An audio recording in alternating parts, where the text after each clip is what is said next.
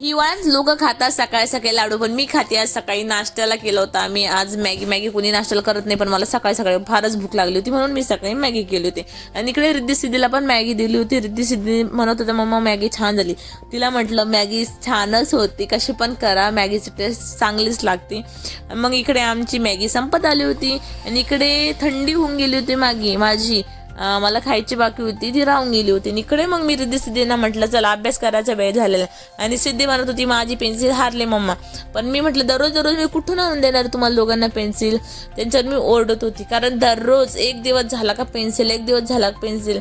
ती पेन्सिल तर काही फुकट भेटत नाही, दुकानदार मला फुकट देतो की बाबा जा फ्रीमध्ये घेऊन जा, असं तर म्हणत नाही. मी त्यांना ओरडत होती, कोणत्या पण गोष्टीची किंमत तुम्हाला कळायला पाहिजे. नंतर दुपारच्या वेळी आम्ही बसलो होतो आणि मग इकडे रिद्धी सिद्धीला खूपच लाड येत होतं माझ्यावर आणि मला जीव लावत होत्या. आणि मग मी आणि रिद्धी सिद्धी नंतर 7 वाजले होते. आम्ही इकडे बाहेर रात्रीच्या वेळेला शेकोट केली होती. आणि शेकोटी करायची वेळ अशी आहे की हिवाळा आहे आणि एवढी थंडी चालू आहे ना, ह्या वर्षी खूपच थंडी आहे. आणि मग आम्ही बाहेर केली होती शेकोटी करायचं कारण हे एक होतं की आमच्या बाहेर एक झाड लावलेलं होतं, ते कट केलंय आणि ते जळावं म्हणून ते पण.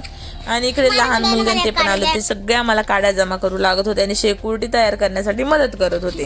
आणि इकडे रिद्धी सिद्धींच्या नुसतं पळापळी चालू होत्या दोघांच्या आणि भांडणं.